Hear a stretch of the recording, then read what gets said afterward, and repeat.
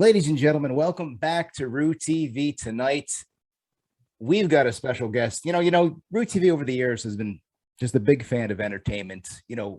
Not only do we have the talk show, we do a lot of comedy. I play a lot of characters on the show. And in turn, I like to bring in a lot of characters or people in entertainment that I find on the internet that I might know in real life, that you might know. It's across the board. It's open. And I have somebody, ladies and gentlemen, on the show tonight, I should say. We're recording this tonight. Which I'm going to give him the grandiose entrance because I love this guy. He is world renowned. One of my favorite. The favorite ventriloquist in my mind. And hopefully by the end of the show, in your minds, from all the way out from Minnesota, the great Jeremy Lepak. Jeremy, how are you today? How you doing, sir? Not bad. How about you? I'm doing pretty good. I'm hanging in there. I'm a little bit disappointed. And I think we had a little discussion before the show, Jeremy. We started is I'm missing a certain person. I'm missing my co-host, Jeremy. Any ideas as to where JVD, aka the Demon Johnny V, is? Any suggestions as to where this guy is? No idea. Has he mentioned any trips to Vegas or anything? He could be caught in a flight. I mean, we're living in the era of the virus. I hope he didn't get sick, but I just talked to him an hour or two ago. JVD, where are you? I don't know where he's at. But JVD, regardless, we've got Jeremy on the show. Jeremy, tell us a little before we get to your questions and into the show itself. Tell us a little bit about yourself in terms of your background and what in the heck got you into ventriloquism. Go ahead, Jeremy. Your floor is yours. All right. Well, my name's Jeremy Lepak. I'm a 25-year-old who lives in Minnesota. I'm a ventriloquist, obviously. Right. Semi-professional ventriloquist. I'm working day by day at eventually making a complete living off of it. A lot of my influences are like the ventriloquists of yesteryear. You got the 1950s and the 1960s and such. Absolutely. I do family-friendly shows predominantly. I do adult shows as well, but it's predominantly family-friendly and children shows. I guess what got me into ventriloquism, I first saw Jeff Dunham, but and I enjoyed him. I definitely enjoyed Jeff's content. Right. But what really got me into ventriloquism and what inspired my performing style would be like Edgar Bergen and Paul Winchell and the guys from yesteryear. The classics, yeah, the ageless classics. We'll bring up some names from there because I have a few to talk about some of those legendary ventriloquists. But right now, I'm getting an update. And I'm going to let him into the room right now, Jeremy. We're gonna give him a piece of our mind. He's coming. He's coming in right. He's here. Yeah, he's here. He is right now. JVD. The Demon Johnny V. Hello, Demon Johnny V. Are you with us? Yeah, I'm sorry that it took me a little bit. Zoom was being a pain in the ass. Demon Johnny. JVD. I apologize for being late. You're forgiven. You're forgiven. My former co-host is probably watching this and saying like he thinks he's probably going to get hired again because you're late for the show, JVD. Normally I'm not. You know me. What do you think I should do about this, Jeremy? Should I reprimand JVD or should I just forgive him?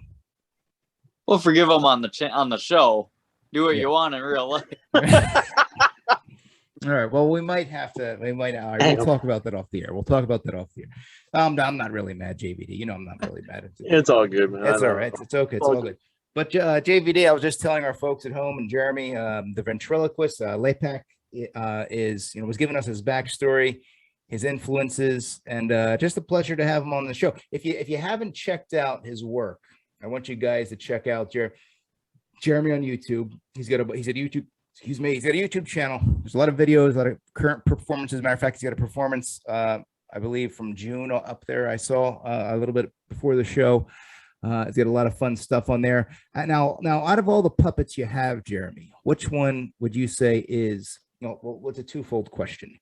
Your favorite, and also The crowd. Which one do you think is the crowd's favorite when you do a show? Well, it's like asking a parent, who their favorite kid is. Right. If I really, really had to pick a favorite, it would either be Lucky. He's my smart alecky guy who plays the piano, and he's got kind of a mean streak on him. Or Lyle, my old senior dog. Right. I've noticed in a lot of recent shows, Lyle seems to be the favorite character. Johnny Cashless is one of my new characters. Absolutely, based on the legendary Johnny Cash, of course. And he's the show opener for right now, and he really hits it off with the audience. It gets them in the mood right away to watch a ventriloquist show for the next 45 minutes to an hour. That's usually the range of my shows too. I open with Johnny Cashless and close with Lucky, and then whatever other characters I put in the middle. Even Johnny, are you a fan of ventriloquism? JVD. I've been a fan of ventriloquism for a while. Oh, thank goodness. I can't do it personally because I don't have that talent. But wait, Paul, pump the brakes. I mean, Jeremy, what is your take on that? Demon Johnny, JVD just said he can't do it. Now, first of all, there is no can't. You can do whatever you want. You're a talented individual. Jeremy, is it true? Do you think it's not for everybody, or could somebody learn this skill, or is it just a skill that you have? It's a world within itself, I'll say. Okay. But can learn to do ventriloquism itself. The lip move. Keeping your lips from moving. The ventriloquism involves replacement letters. Right. In place of some of the letters. So we almost have our own alphabet, is what I like to say. Yeah. But to really stick with the art, to stick with the ability to do ventriloquism and to write a show, to have characters that are well fleshed out on stage with you, that's something that takes a lot of work that some people don't want to put in. And that most of the work that you see with a ventriloquist is character development, joke writing, and keeping it fresh. And you got to really make sure the act is entertaining all the way through. Yeah, it really covers all aspects of entertainment. You've got to create the character. You've got to bring it to life. You're literally bringing an inanimate object to life on stage. You're getting in front of people. So there's elements of stand-up comedy. There's elements of live stage performances. There's, the creativity aspect. And in terms of the creation aspect, I believe I saw some pictures on your Instagram. Like, do you yourself create the puppets or your characters, or do you have someone who helps you, or do you send away for, like, how do you create these characters? Because I'm pretty sure I saw a picture where you were like making a part for one of the characters. Like, explain the process of you acquiring a character like Johnny Cashless, we'll say. Well, generally, most of the characters that I perform on stage with, I did not build, and I custom order. Right, they're all got you. Built order. But I have built ventriloquist figures, and I sell them too. But I don't take orders for them. I just sell them when I make them. Gotcha. Eventually, when I have room in my act for another character, I'll probably end up using one that I've built. Right. Or I build a few as backups for the ones that I currently have. Gotcha. Yeah. But for the most part, a lot of them are made by different people. Like Lucky is made by Tim Selberg out of Michigan. And he's a master dummy maker since the 80s. Absolutely. Yeah. 70s, no, 80s. Johnny Cashless, he's made by Mary Ann and Melissa Taylor out of Virginia, and they're wonderful puppet makers as well. Remember, yeah, one of the original, we were talking earlier about some of the early ventriloquists. I remember Tom Green, a comedian, of course, the Root TV viewers know him. He had in his old web talk show, an authentic, it was given to him by Bert Dubrow, television writer, an original Howdy Doody puppet or dummy, you could say. And it was always in the background. And I believe he named it, what did he name it? Can't quite remember. Larry. He named it Larry, and it was an original from the show that Bert got from. Somehow he got it, but some of that stuff is ageless. Now, Demon Johnny, JVD. Do you think we're not so much, you're not too familiar with ventriloquism, but there is a performer that we are very familiar with who used to do ventriloquism, and that name is Mick Foley. And you know what I'm talking about, JVD. Are you frozen? Demon John, are you frozen? No, I'm not. Oh, there you go. You're unfrozen. Okay. I was Okay. focused. All right. So do you understand? I kind of like threw a confusing question at you, but why am I thinking that Mick Foley would be a semi? Taco. What? Say it louder. One more time. Taco. All right. Give the folks at home a demonstration. I know you got a sock laying around there. Grab a sock and do a demonstration. I know the people at home, some of them aren't even born during the Attitude Era. So show them an example of Socko, and show Jeremy what we're talking about. If I do this, you're gonna owe me. Oh, Jeremy remembers Mr. Socko. All right. Yeah. Well, could be some folks at home. There could be some folks at home, kids, gals, what they might not know. So JVD, I'll owe you a Coke and some Sour Patch Kids, and we're gonna film with El Regatta and all that fun stuff. We're gonna go to the Icons Collectors Fest. Show the folks at home, Mr. Socko. And do a perform. You're doing look at this. Look at this opportunity I'm giving you, JVD. You're doing a performance in front of an actual ventriloquist. You're showing the ventriloquist, Jeremy, a performance of his own art. Do it. Go. Find a sock and do it. JVD. I have a sock. Oh, there you go. Oh, you got it. There it is. There it is. Okay. I couldn't see it because it's hard to do it. Just like that. All right. The funny thing is, I don't know how he was able to get the Rock's face on the one sock. Well, I think he had some talented screen printers on that. That's what I thought it would have been. Yeah. All right. Do the voice, JVD. Go. Do the Socko voice. Go ahead. I can't do Mick Foley's voice. That's kind of hard to do. Well, you just mime the voice. Do a caricature of the voice, just like Jeremy does a caricature of Johnny Cashless. You have to do a caricature of the Socko. So you have to be like, hello, I'm Socko. I'm here to say Root TV rocks. Try that. Try that. Come on, we got to get back to the interview, JPD. Come on, you got 5 seconds. 5 seconds. Come on, this is television. Television time is valuable. Yeah, and my time is valuable too. All right. We'll come back to you on that. We're gonna have to.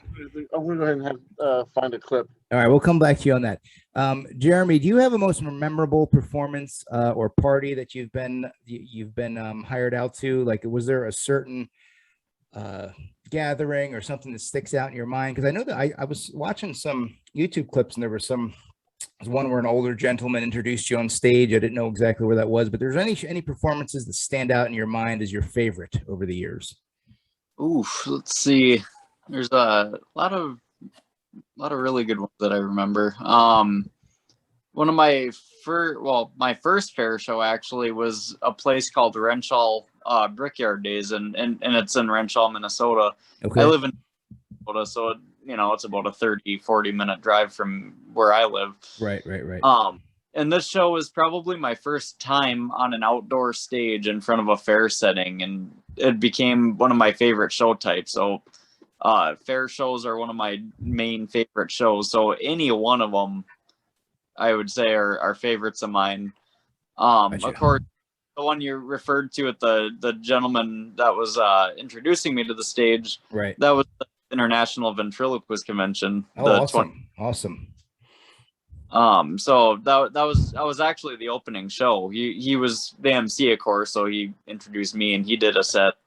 But I was the first ventriloquist performing for this ventriloquist convention on a Wednesday night, and then we had friends of mine, and then the convention goes through Saturday night, right. And you get our shows, and it's an interesting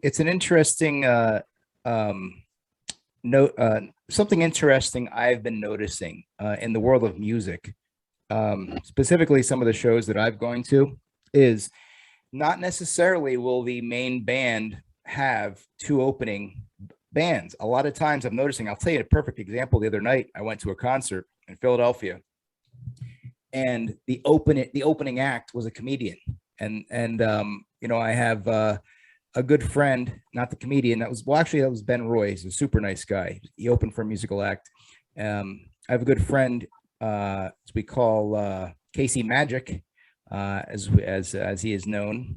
Used to be known as Magic Mike, I believe. But he's a magician, and sometimes bands would hire a magician to open up, and it seems to be a growing trend that's picking up. And it might actually, I mean, the East Coast, maybe it might make its way. You might see more bands and different musical acts hiring different acts in entertainment, such as ventriloquists, such as magicians, such as comedians, to open up. And I hope that kind of causes a resurgence and a definite spike in interest in not only ventriloquism but just performers in general. Would you open, Jeremy? Would you open for an awkward kind of opposite entertainment? Like, would you ever open for a musical act or open for something strange, unrelated to your art form? It's a tricky one because usually those people are there to hear music. Yeah. Despite the fact I do music. Right. But for instance, if I were to open for, say, Guns N' Roses or something, I a rocker character, right? You'd have to find like a common thread, like the Johnny Cashless. You'd have to think, okay, so who would be, what fan base or what demo would be interested in that? Maybe I was just thinking that too. Where you think, tell us what I think you're reading my mind, JVD. Where are you thinking, like? You gotta come up with the right age group and the right song choices that people may have heard from Johnny Cash. Yeah. To bring into Johnny Cashless. I understand where you're coming from with that one, though. Yeah, and that's sort of a good example, but sort of a hard example because let's face it, there's no Johnny Cashes on the music scene anymore. And that old school country scene is long dead, but there's still people, there's still a market for that. But I love the character. I love Johnny Cashless, I should say. JVD, when you are in a pinch, and just like me, because money is always is tight for me too. When you're in a pinch, do you ever feel like Johnny Cashless? Yeah. Yes. Yeah. I feel like Rue Cashless sometimes. Exactly. Yeah. Well, in any event, anyway. So we're gonna do. Jeremy, is there any chance you could show us one of the? You could pick any puppet? Are they laying around? Are they? Where are these at? Are they hanging from the rafters? Where are they? No, I've got them all around me. I got one of them down here. I can go ahead and grab for you. Yeah. Let's see. I'm sure the audience is curious to see these things. JVD, let's see which one he's gonna pull out here. Oh, look at that. Oh, wow. Oh. Oh, hey. Look at that. Look at this guy. That's true. Hello. How you doing? Not bad. How about you? I'm hanging in there. You've got a nice head of red hair there. I see. Do you put conditioner in it? Well, natural ginger. All right, thought so. Well, that's true. So, how do you like your buddy there, Jeremy? How's your buddy Jeremy treating you these days? Is he treating you fair? Is he paying you well, or is he not giving you any bus money home? Well, Jeremy's a pretty okay guy. Don't get me wrong, but I think he works a little bit too closely with me, if you know what I mean. Okay. I could definitely get that vibe. Sorry for that. I'll talk to Jeremy off camera. But I mean, what's going on in your neck of the woods? Do you have anything fun planned for tonight? Anything fun planned on the what do you have? What do you do for fun? Me? Yeah, you. I'm staring right at you. Well, I sit on a shelf and I just kind of, do my thing like this. Like, okay, come on. What do you do for fun? Well, I practice playing the piano. If you watch our act, I play the piano. I do 1950s kind of stuff, like High School Confidential or Goodness Gracious, Great Balls of Fire. That kind of thing. I like that. All right. Hey, JVD, do you have a question for our friend here? Well, I'm trying to think of where he gets his wardrobe from. I want to start dressing like that because that's actually snazzy stuff. It looks sharp, yeah. So the question from JVD is, where do you get your wardrobe from, sir? Just the children's section. You gotta be careful there. You might scare the tots. You might scare some tots, sir. There might be some tots that get frightened. I set myself You know, up. when you first get a character, you're a ventriloquist. When you first get a character, we usually come naked, so we can't come in the clothing store. Yeah, Lucky, that's a little too much detail. Why? I'm not anatomically correct. Little too much detail there. Yeah, well, you took first line kind of ventriloquist or something. Yeah. Excellent. Thank you so much for coming on the show. I would like to say, have a good evening. And for the most part, I do wish you well. But more than wishing you well, I hope that Jeremy feeds you tonight. Yeah. Well, glad I could be on the show. Can I get out of here now? Yeah. All right. Yeah. On here, Lucky. Nice, please. You know what happens when a ventriloquist character is nice? What? They don't get paychecks. Excellent.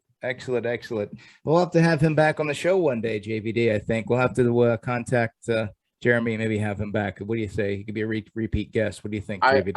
I say yes to that. Yeah, no, I'm definitely in favor of that. But yeah, I should have. I had my own. Oh, look at this. Wait a minute. Actually, you know what, guy? Listen, JVD, can you do me a favor?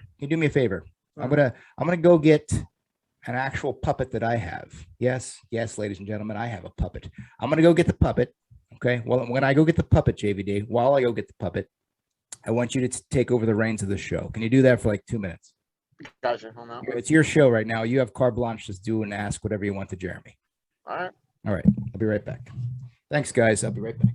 Take over the show, JVD. Make it fun. Make it fun, sir. Right back. I like how he just tossed down the earbuds, if you noticed that.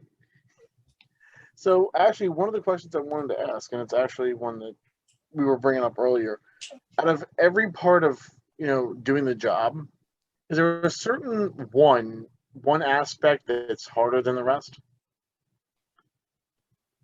Like, what do you mean? Like with ventriloquism? Yeah, when it comes to doing the ventriloquism and either coming up with the character idea, coming up with the way they talk, or the mannerisms. Probably the comedy writing is the hardest part. Because usually you're going to be sitting there with writer's block. I find what kind of helps with that is to watch something that makes you laugh. Like for me, it's the Three Stooges. That is my weakness. Nice. And hello, Ava. Doggy. You got Laurel and Hardy and things like that make you laugh because you got to be in the mood to write material. And so comedy writing's the hardest, I think, because you can't just pull things like that. Usually won't be funny. It's got to be fine-tuned, and usually it might go through a few shows and before you decide, how to write the joke. And so, sometimes audiences are your guinea pigs, and that's all right. Has there any been another okay. Doing voices would probably be another hard portion for new characters that you've never used before. I've actually got a few characters that sound just like Lucky there. For instance, I have a grumpy old lady. So she comes out, she's got kind of a Brooklyn accent like this, and that's like the only thing that sets her apart from Lucky. I like that. Yeah. Is there anything, any one performance you wish you could have back and maybe retry again to see, possibly have had a better outcome? Well, it doesn't matter who you are or how you are as a performer. We had some technical difficulties in locating what I had planned. JVD, did the show go off the rails, JVD? No, we were actually. I just asked him a question. He was answering it. Show didn't go off the rails then. No. Okay. All right. Here comes my puppet. Hang on, though. Comes my puppet. Here she comes. Let's try this. Actually, we'll have one. Okay, here we go. Okay, here we go, guys. Oh, all right. Okay, and spin. Okay, here we go. Okay, and this puppet's name is Maui, and we are going to try to do it. We're doing our stage show. We're doing a sit. Maui, we're doing a sit. Maui, we're doing. Oh, ruined. It's ruined. Well, you ruined the set. Well, you ruined my segment. The segment's ruined now.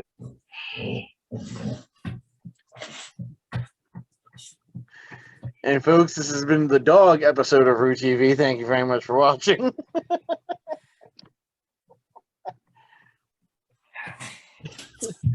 Ladies and gentlemen, you know what? We practice. The password is dog. Practice the segment. Let's go. Did somebody say the dog at the show? I'll say the shows off the rails. Shows off the rails. Got bronchitis or something there? Whew, I apologize, but ladies and gentlemen, I apologize for Maui. She didn't want to perform, but fortunately, my guest tonight, Jeremy, has a friend with him, and it is, I believe, as far as I understand, one of the oldest dogs in captivity. Jeremy, who is that? Who's that with you there? Who do you got there, Jeremy? Go ahead. My name is Lyle, and I'm the hottest hound on hospice. Lyle, yeah, I'm having trouble seeing this phone because, yeah, I know it's a little bit bright. I got the sun coming in. No, because I got cataracts. And I'm Lyle, the star. What is this rumor about you biting cats and stuff, sir? I heard a rumor that you bite cats and something. I don't do that stuff anymore. Why not? My dentures get stuck. Tell you, it's. I have They to ever tell you that Polygrip works for that? Yeah, well, I'm an old dog, so the only thing I haven't bitten yet is the dust. That's a good thing. Well, I mean, I hope you don't go. I hope you live a nice long life, sir. You've been seeing it all. You've been around since around the Reagan administration, and I'm just happy that you're still around for this administration here and future administrations. And honestly, I would like to see you in the White House, sir. I think you could be a great presidential dog one day. Well, I am the puppet. Okay. Very good line, sir. Very good line. Now, JVD, do you have any questions for our new guest here? Oh, I'm sorry. Do you get paid with money or by milk bones? No thumbs that he's got to chew on thirst. What?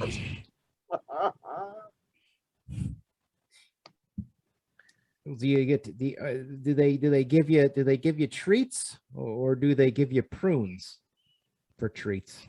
Prunes. Well, it depends on the day. Well, yeah, I mean, I'm just glad we're doing this interview via Zoom because it seems like you've got something, sir. I hope you don't have the what. I hope you don't have the thing that's everybody's going. I don't think so. I think you just have allergies, maybe. As I did, Jeremy's not 6 feet away from me, and he's not wearing a mask. Now, yeah, I don't see Jeremy wearing a mask.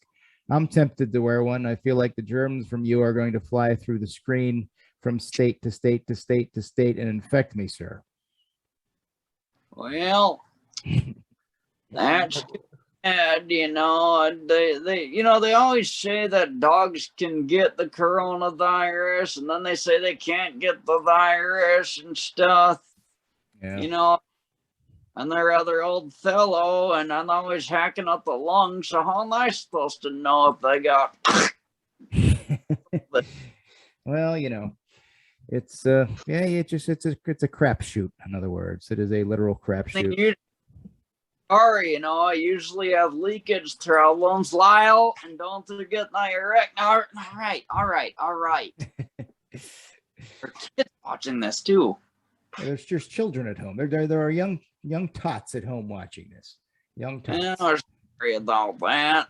Yeah. It's you just got to be careful. You're living in the age of you got to watch what you say. You got to watch what you say, sir. They could cancel you. They could cancel you at any time. They could cancel all of us. We could say anything I want, and apparently it's the one who'd get in trouble. That's a good way to look at it. Yeah. Well, you gotta be nice. Well, anyway, before we wrap it up, JVD, do you have any parting thoughts for your new friend that you made here today? And he needs some glasses. You guys both have. Should have worn my glasses, or all four of us would have had glasses on. I left my glasses in my car, but JVD, do you have anything to say to him? Possibly. He kind of reminds me of the dog from the the creature from remember the dog from the Never-Ending Story, the one that flew. Remember that? Yeah. Oh. Sometimes, yeah. Kind of reminds me of the character from the Never-Ending Story. Oh. Yeah, very similar, right? Oh, look at that. Exposed there. Yeah, exposed. Yeah, there it is. There it is, right there. Lyle, I have cataracts that I can get you, cat. Lyle, leave him alone. Oh no, Lyle, that cat did have a cat. You can't do that violent. You can't get that violent. You can't do it. You just can't do it, Lyle. My question is, did AAR Paul cover that? AAR Paul, sure. Yeah. I think so. Well, anyway, before we get out of here, guys, we're coming up on the end of the show. Demon, is there any chance that you could do the Mr. Sacco for us? I mean, Jeremy just did like 2 or 3 characters. Do you have I want to hear JVD. See, this is what I want to do. I want to pull that performance. I've seen the promos you cut. You're very talented. I do characters on the show. JVD, my old co-host, he was more of a straight-laced guy. He was a straight-laced Southerner. And he didn't want to do characters. He just wanted to do the toe the company line, toe the Root TV company line. But we're going to show you that you can do Mr. Sacco JVD. Go ahead. Well, see, the thing is, when you do Sacco, right? Yeah. You can have you could have this. Mm-hmm. Sometimes this is Susan, and this is all I am. So you just did the naked version of Mr. Sacco. So yes, he decided to go streaking for this episode. Oh boy!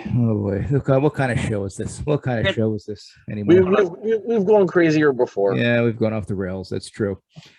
Jeremy, where can everybody find you on social media? I know I found you on Instagram and whatnot, but people at home are saying like they want to contact you and follow you on all the internets. Where can they find you at on the internet, Jeremy? Social media links. You could just search Jeremy Lepak, Ventriloquist on Facebook. Lepak spelled Lepak. The perks of having a Polish last. Absolutely. Yep. Instagram, I'm on Ventriloquist Official. And then my website is www.ventmn.com, short for Ventriloquist Minnesota.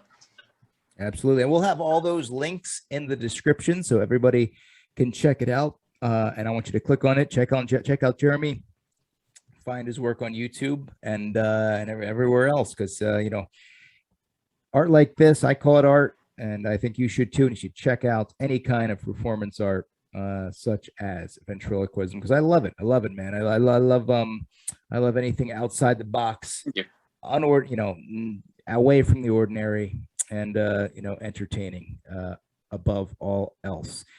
JVD. Yes. Do you have any closing thoughts before I get to my closing thoughts and we wrap up the show this week? It's been a fun show. I really enjoyed this show. I think you guys have been great.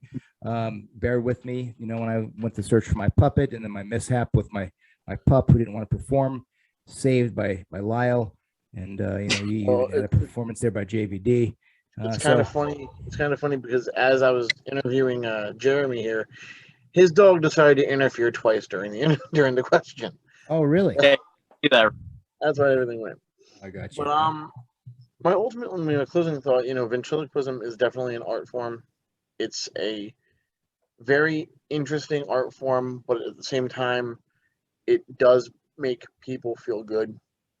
You know, the comedy in it and everything. And you don't have to. And I'm going to throw big names out here, so don't kill me for it.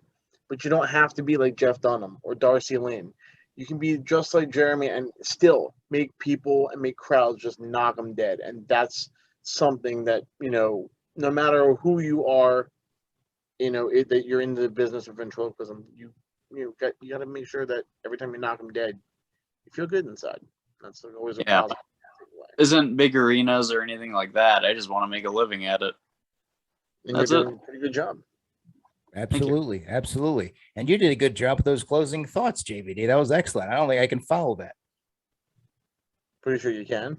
No, I think you echoed my sentiments. And I think from the people at home on Root TV tonight, they echo those sentiments as well. So everybody don't check out Jeremy. He's going to be around for a long, long time in the business.